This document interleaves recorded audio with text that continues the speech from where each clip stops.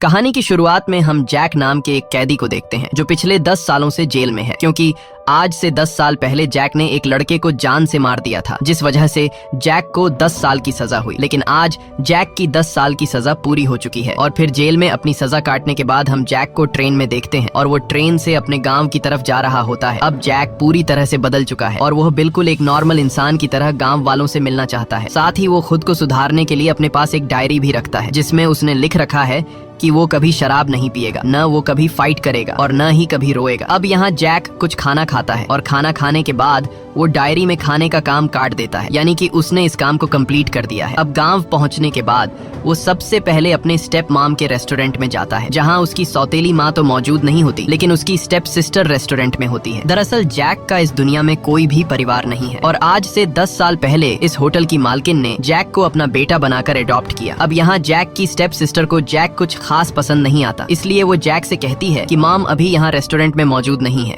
इसलिए अब तुम यहाँ से चले जाओ और शाम को मॉम से मिलने आ जाना। अब जैक को अपनी स्टेप मॉम के रेस्टोरेंट में जगह न मिलने पर वो पब्लिक बाथ टब में नहाने के लिए जाता है, जहाँ पिछले 10 सालों से जेल में रहने की वजह से जैक एडवांस टेक्नोलॉजी के लॉक को खोल नहीं पाता। तब यहाँ का इंचार्ज जैक पर गुस्सा हो जाता है और इंचार्ज जैक की शराफत का फायदा उठाते हुए उसे उल्टा सीधा बोलने लगता है। लेकिन जैसे ही जैक नहाने के लिए अपने कपड़े उतारता है तो वो इंचार्ज जैक के बॉडी पर टैटूज को देखते हुए उसकी आंखें खुली की खुली रह जाती हैं और उसकी सारी हेकड़ी निकल जाती है, क्योंकि ये टैटू एक गैंगस्टर की निशानी है। वहीं अगले सीन में हम देखते हैं कि सड़क के बीचों बीच कुछ लोग एक लड़के को बुरी तरह से मार रहे हैं और वहीं पास में पुलिस भी खड़ी होती है और पुलिस उस लड़के की मदद करने के बजाय दूर से यह सब तमाशा देख रही होती है, क्योंकि वो गुंडे शहर के सबसे बड़े गैंगस्टर कजामा के लिए काम करते थे, इसलिए पुलिस कजामा के डर से उन गुंडों को कुछ नहीं कहती। वहीं हम चुलबुल नाम के गैंगस्टर को देखते हैं जो कुछ शरीफ लड़कों को लाइन से खड़ा करके परेशान कर रहा होता है, पर तभी वहाँ पर जैक आता है और जैक के सिंपल लुक को देखते हुए ऐसा लग रहा था कि इससे तो कोई बच्चा भी नहीं डर पाएगा। लेकिन जैक को देखकर चुलबुल बिल्कुल शांत खड़ा हो जाता है, क्योंकि चुलबुल जैक को पहचान लेता है और उसे पता है कि जैक कितना खतरनाक आदमी है। और यहाँ चुलबुल नाम के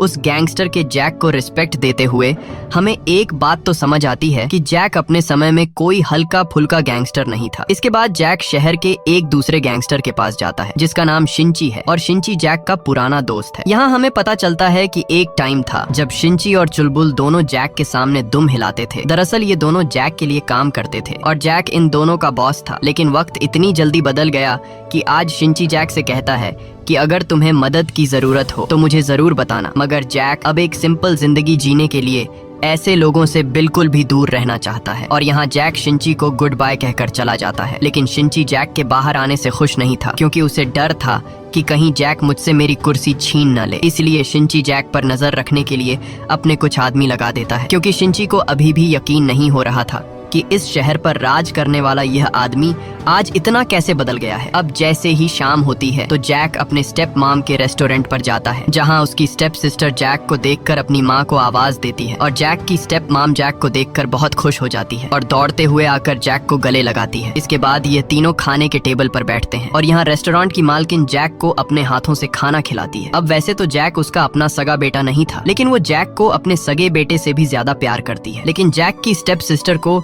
जैक कुछ खास पसंद नहीं आता, इसलिए खाना खाने के बाद जैक की सिस्टर जैक से कहती है कि भले ही मेरी माँ तुम्हें अपना बेटा मानती हो, लेकिन ये बात याद रखना कि मैं उनकी बायोलॉजिकल बेटी हूँ, इसलिए अगर तुम्हें इस घर में रहना है तो तुम्हें मेरी बात माननी होगी। और फिर वो जैक को अपने रूल समझाने लगती है कि मैं बर्तन साफ करूंगी और तुम झाड़ू लगाओगे, मैं पढ़ाई करूंगी तो तुम पोछा मारोगे। अब यहाँ जैक को उसकी शर्तें पसंद तो नहीं आई, लेकिन फिर वो एक डरपोक लड़के की तरह सिर हिलाकर उसकी बात मान गया। अब जैक जब रात को सोने जाता है तो वो मन ही मन फिर से अपने साथ वादा करता है कि वो कभी शराब नहीं पिएगा, कभी लड़ाई नहीं करेगा और न ही कभी रोएगा। वहीं अगले सीन में हम शहर के बीचों बीच कजामा नाम के पॉलिटिशियन को देखते हैं जो इस शहर का मेयर बन चुका है और यहाँ वो लोगों से वादा करता है कि मैं शहर के हर एक काम को ईमानदारी से करूंगा और लोग भी कजामा पर भरोसा करके उसके लिए नारेबाजी करने लगते हैं। लेकिन पॉलिटिशियन जैसे ही गाड़ी में बैठता है तो वो अपने हाथ को टिश्यू से साफ करने लगता है, क्योंकि ये हाथ उसने लोगों के साथ मिलाया था। और यहाँ हमें पता चलता है कि यह पॉलिटिशियन बहुत ही घटिया इंसान है जो लोगों के बीच खुद को एक ईमानदार आदमी बनकर दिखाता है, लेकिन असल में उसे गरीब लोगों से नफरत है और बस सिर्फ अपने फायदे के लिए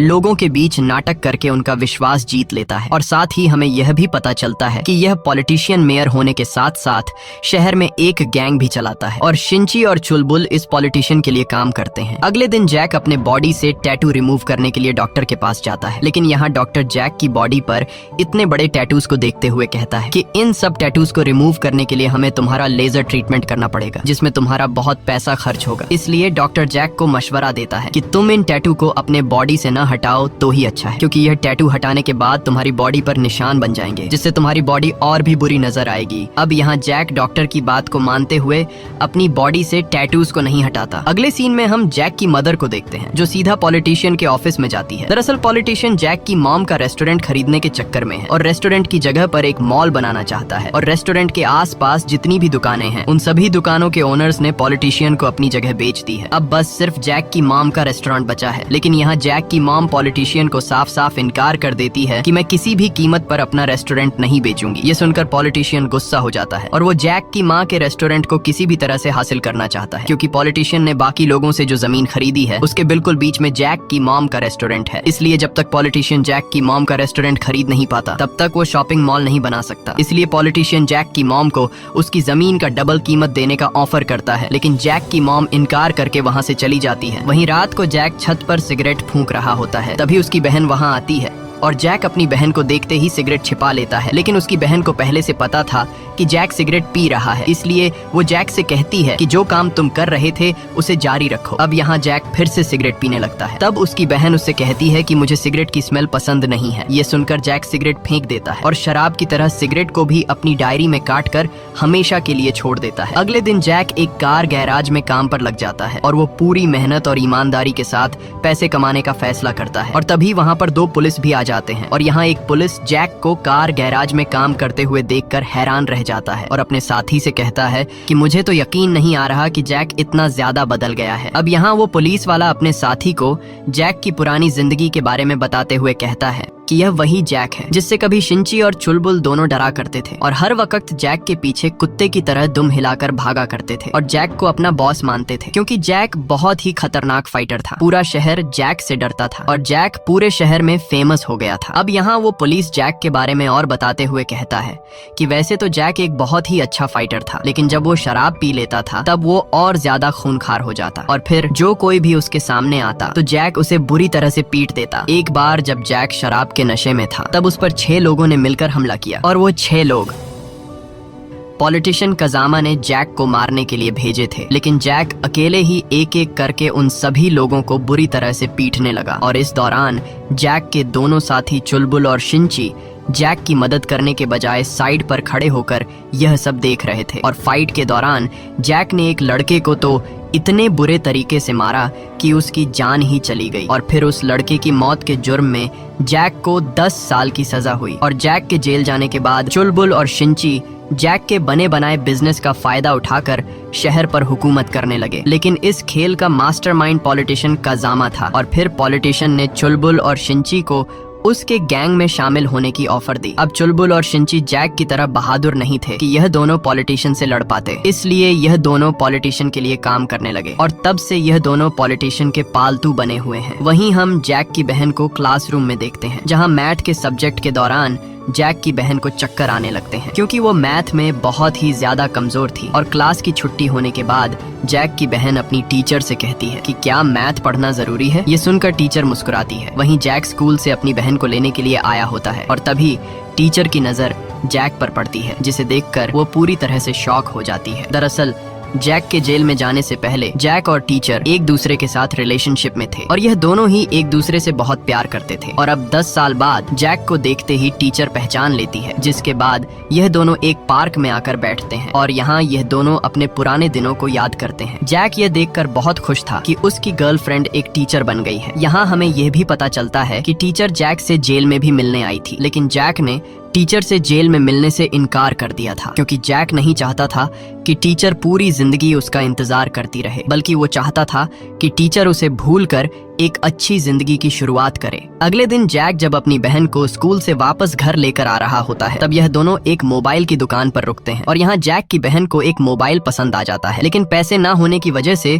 वो मोबाइल को खरीद नहीं सकती थी। तभी वहाँ जैक की बहन का लवर पास में से गुजरते हुए इन दोनों को देख लेता है और इन दोनों को एक साथ देखकर वो काफी गुस्सा हो जाता है। अब जब ये दोनों पास के स्टॉल से कुछ खा रहे होते हैं, तभी लवर भैया आकर जैक को लात मारकर नीचे गिरा देता है। दरअसल ये लड़का जैक की बहन को पसंद करता है, लेकिन जैक की बहन को इस लड़के में कुछ खास इंटरेस्ट नहीं है और यहाँ लवर भैया इसलिए गुस्सा होते हैं क्योंकि पिछले कई दिनों से वो जैक और उसकी बहन को एक साथ देख रहा है। उसे यह नहीं पता कि यह दोनों भाई बहन हैं, बल्कि उसे लग रहा है कि इन दोनों का चक्कर चल रहा है। इसलिए अब यहाँ लवर भैया पहले तो खुद जैक को पीटता है और जब लवर भैया थक जाता है तो वो अपने आदमियों से जैक को पिटवाता है, लेकिन जैक उन्हें कुछ नहीं कहता और चुपचाप मार खाता रहता है क्योंकि उसने न लड़ने की कसम खाई है। पर तभी मार खाते दौरान जैक की शर्ट फट जाती है और जैक की बॉडी के सारे टैटूज नजर आने लगते हैं। ये देखकर सभी लोग डर के मारे रुक जाते हैं और लवर भैया के भी गले में सांस अटक जाती है कि साला ये तो गलत आदमी से पंगा ले लिया। अब यहाँ जैक बिना इन लोगों को कुछ कहे चुपचाप अपनी बहन को लेकर घर की तरफ जाने लगता है और घर आकर उसकी बहन जख्मों पर लगाने के लिए उसे मरहम पट्टी देती है। और यहाँ हम देखते हैं कि आज जो कुछ हुआ उससे जैक की बहन को अपने भाई के लिए बहुत बुरा लगा और जिस तरह पहले उसकी जैक से नहीं बनती थी, अब वो जैक को अपना भाई मानने लगी है और जैक के साथ रहना उसे काफी अच्छा लगने लगा है। वहीं दूसरी तरफ हम पॉलिटिशियन को देखते हैं जिसने चुलबुल और शिंची को बुलाया होता है और यहाँ पॉलिटिशियन जैक की माँ का रेस्टोरेंट न बेचने की वजह से परेशान होता है। इसलिए वह चुलबुल और शिंची से कहता है कि अगर तुम दोनों में से किसी ने मेरे लिए उस रेस्टोरेंट वाली जगह खाली करके दी तो उस आदमी को मैं इस गैंग का अगला लीडर बना दूंगा। अब यहाँ चुलबुल उस काम के लिए हाँ कर देता है और फिर अगले ही दिन चुलबुल अपने कुछ आदमियों के साथ जैक की मॉम के रेस्टोरेंट में घुस जाता है और तोड़ फोड़ मचाने लगता है और यहाँ जैक टेबल पर बैठकर खाना खा रहा होता है, लेकिन जैसे ही चुलबुल की नजर जैक पर पड़ती है तो वो कपकपाती हुई आवाज में अपने बंदों को रुक जाने को बोलता है क्योंकि उसे नहीं पता होता कि यह रेस्टोरेंट जैक की मॉम का है। और यहाँ जैक चुलबुल को गर्दन से पकड़कर उससे कहता है कि यह रेस्टोरेंट मेरी माँ का है, इसलिए अब सीधा चुपचाप यहाँ से चले जाओ और मैं फिर से तुम्हें दोबारा यहाँ न देखूं। अब डर के मारे चुलबुल चुपचाप अपने आदमियों के साथ जैक की मॉम के रेस्टोरेंट से बाहर निकल आता है। अगले दिन पॉलिटिशियन जब जैक की मॉम के रेस्टोरेंट के सामने से गाड़ी में गुजर रहा होता है तो वो देखता है कि यह रेस्टोरेंट अभी तक खाली नहीं हुआ और यह देखकर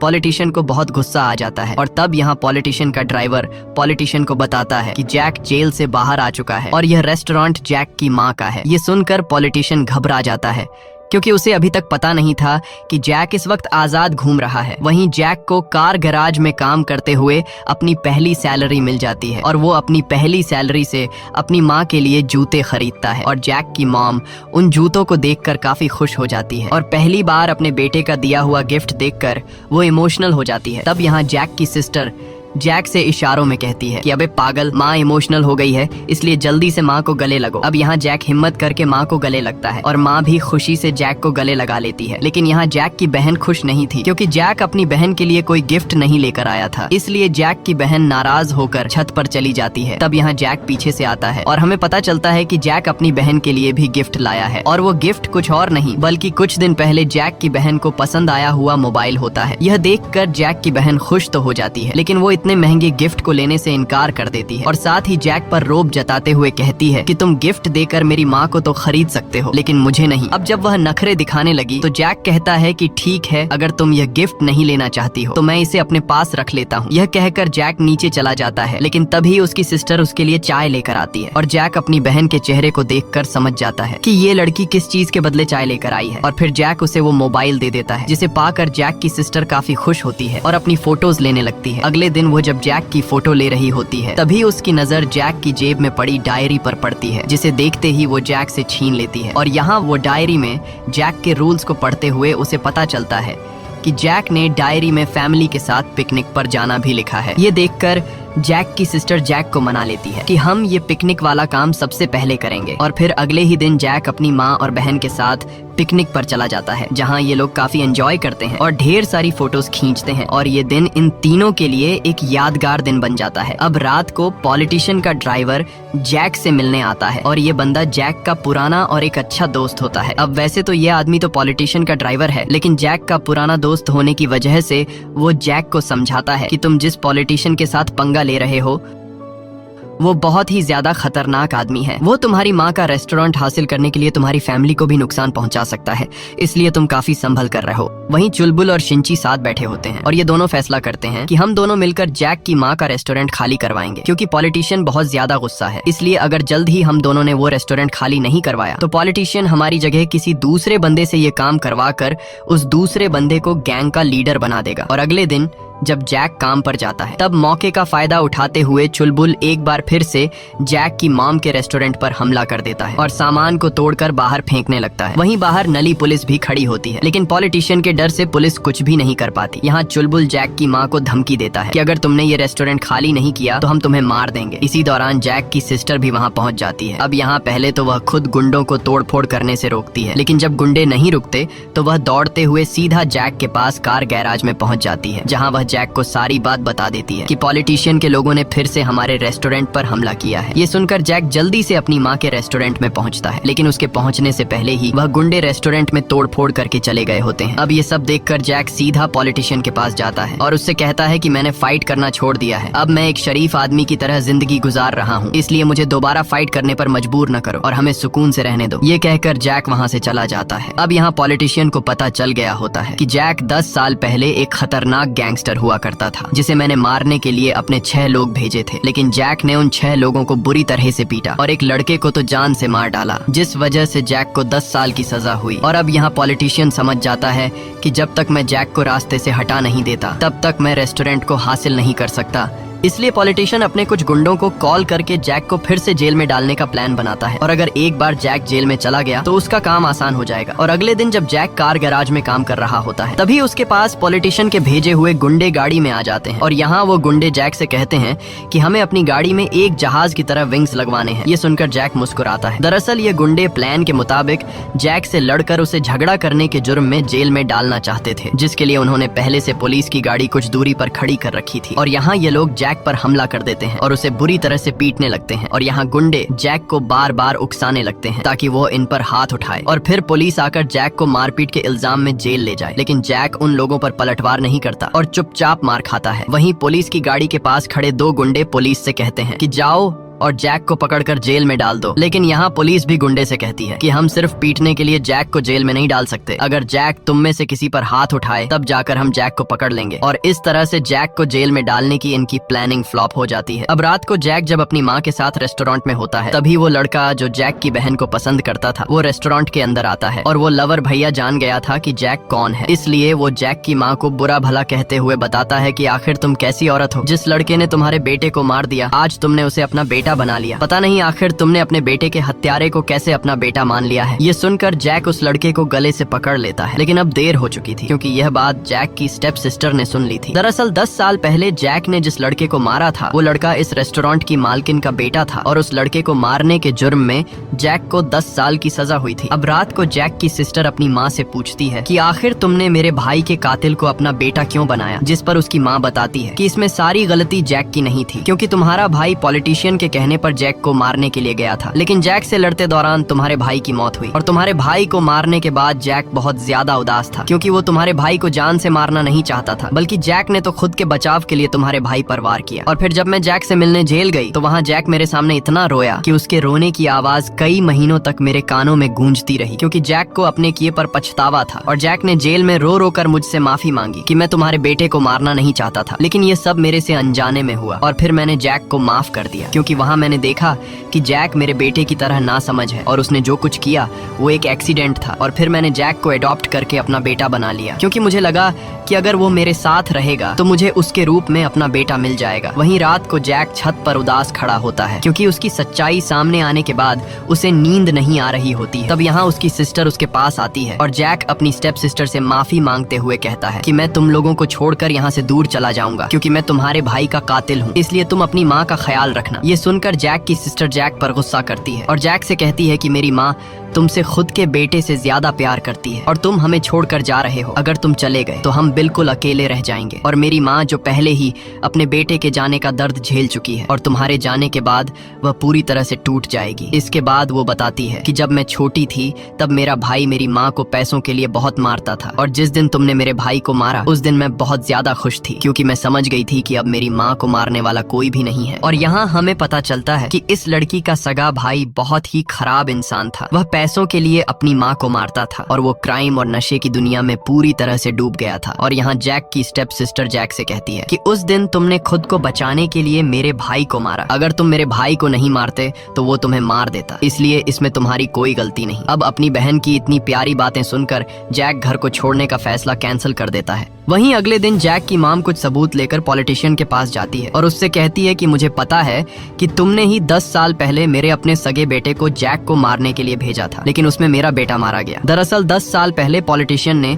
जैक और रेस्टोरेंट की मालकिन के सगे बेटे को आमने सामने लाने का प्लान बनाया था, क्योंकि पॉलिटिशियन जैक की कुर्सी को छीनना चाहता था और पॉलिटिशियन को पता था कि अगर इन दोनों लड़कों में से कोई एक भी मारा जाए तो इसमें मेरा फायदा है, क्योंकि अगर फाइट में रेस्टोरेंट की मालकिन का सगा बेटा मारा जाता तो पुलिस जैक को पकड़कर मर्डर के केस में जेल में डाल देती और अगर जैक मारा जाता तो पॉलिटिशियन का रास्ता वैसे ही साफ हो जाता। इसीलिए दोनों ही हालात में फायदा पॉलिटिशियन को मिलने वाला था। अब यहाँ रेस्टोरेंट की मालकिन पॉलिटिशियन को अपने मरे हुए सगे बेटे की डायरी दिखाते हुए कहती है कि इस डायरी में तुम्हारे सारे काले धंधे के सबूत हैं जो तुम मेरे सगे बेटे से करवाते थे, इसलिए अगर तुम मेरी फैमिली से दूर नहीं रहोगे तो मैं ये सारे सबूत पुलिस को दे दूंगी और फिर तुम्हारा पॉलिटिकल करियर बर्बाद होकर तुम जेल चले जाओगे। साथ ही वो पॉलिटिशियन से कहती है कि जैक ने मेरी वजह से फाइट न करने की कसम खाई है और अगर मैंने उसे कसम तोड़ने के लिए कहा तो वो तुम्हारे साथ साथ तुम्हारी पूरी गैंग को खत्म कर देगा, इसलिए तुम्हारी भलाई इसमें है कि हमें परेशान मत करो। ये कहकर जैक की मॉम चली जाती है। अब यहाँ पॉलिटिशियन जैक की मॉम की धमकी से काफी गुस्सा हो जाता है और वो समझ जाता है कि ये लोग इतनी आसानी से मानने वाले नहीं है। इसलिए अगले दिन जब जैक की सिस्टर स्कूल से वापस घर आ रही होती है तभी लवर भैया,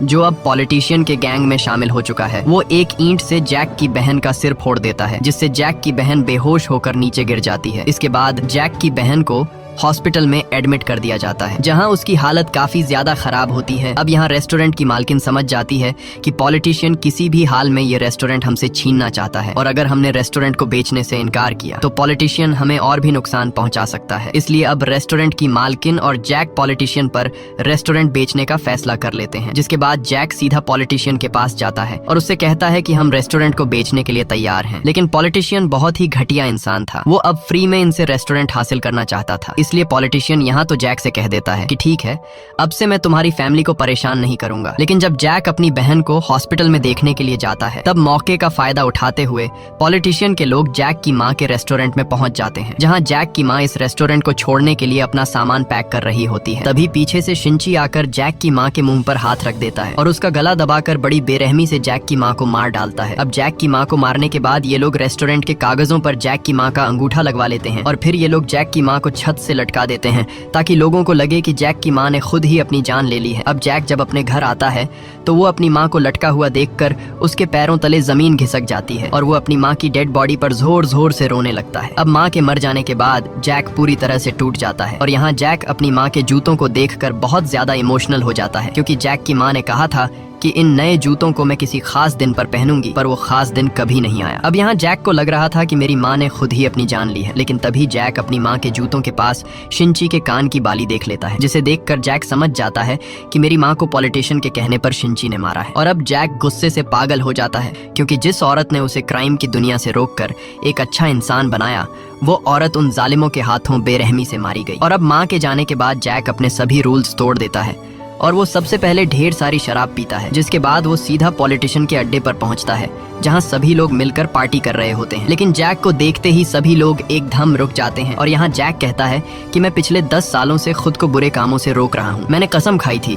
कि चाहे मेरे साथ कोई कितना ही बुरा क्यों न करे, मैं उस पर हाथ नहीं उठाऊंगा, और ये कसम मैंने अपनी माँ की वजह से खाई थी, लेकिन तुम लोगों ने मेरी माँ को मारकर मुझे कसम तोड़ने पर मजबूर कर दिया। तब यहाँ शिंची कहता है कि तुम्हारी माँ की मौत के बारे में सुनकर काफी दुख हुआ। ये सुनकर जैक शिंची की कान की बाली उसकी तरफ फेंक कर कहता है कि मैं ध्यान रखूंगा कि तुम्हारा दुख कम न हो जाए। इसके बाद जैक पॉलिटिशियन के ड्राइवर ली को कहता है कि अगर तुम मरना नहीं चाहते तो तुम बाहर जा सकते हो। ये सुनकर ली जल्दी से बाहर जाने लगता है और बाहर जाते हुए ली जैक से उसकी जान बख्शने के लिए थैंक यू कहता है। जैक ली को बाहर इसलिए जाने देता है क्योंकि ली ने कई बार जैक की मदद की थी। और ली के बाहर जाने के बाद जैक सामने खड़े सभी लोगों से कहता है कि तुम में से किस आदमी ने मेरी बहन पर हमला किया था। तब यहाँ लवर भैया कहता है कि मैंने किया था, बताओ क्या कर लोगे तुम। और फिर लवर भैया आगे बढ़ते हुए जैक पर हमला करने लगता है, लेकिन जैक बड़ी बेरहमी से एक ही झटके में लवर भैया की हड्डियां तोड़कर उसे मार देता है। इसके बाद जैक दरवाजे के पास फैले हुए पेट्रोल में लाइटर फेंककर आग जला देता है, जिससे बाहर निकलने का इकलौता रास्ता बंद हो जाता है और अब यहाँ से बाहर कोई भी नहीं निकल सकता। और फिर जैक एक एक करके पॉलिटिशियन के कई सारे गुंडों को मार गिराता है। यहाँ जैक इतनी फुर्ती से लड़ रहा होता है कि वो किसी के भी कंट्रोल में नहीं आता और वो पूरी तरह से पागल होकर पॉलिटिशियन के गुंडों पर जानलेवा हमले करने लगता है। अब कई सारे गुंडों को मारने के बाद जैक चुलबुल को पकड़ता है और उसे तब तक गले से दबोच कर रखता है जब तक उसकी जान नहीं चली जाती। चुलबुल को मारने के बाद जैक शिंची को पकड़ता है और जिस तरह शिंची ने जैक की माँ को मारा था, यहाँ जैक भी शिंची का गला अपने हाथों से दबाकर उसे मार देता है। और अब बचा था जैक की माँ का असली कातिल पॉलिटिशियन। और यहाँ पॉलिटिशियन जैक का ये खूनखार रूप देखकर भागने लगता है, लेकिन जैक उसका पीछा नहीं छोड़ता। और फिर जैक पॉलिटिशियन को पकड़कर एक लोहे के रोड से उसके सिर पर कई वार करके पॉलिटिशियन को मार देता है। अब पॉलिटिशियन को मारने के बाद जैक उसी क्लब में बैठ जाता है और अपनी माँ को याद करके रोने लगता है, क्योंकि इन लोगों ने उसे फिर से वही इंसान बना दिया जो न बनने की उसने कसम खाई थी। इसी के साथ यह कहानी खत्म हो जाती है। अगर आपको यह वीडियो अच्छी लगी हो तो हमारे चैनल को सब्सक्राइब और वीडियो को लाइक जरूर कीजिएगा।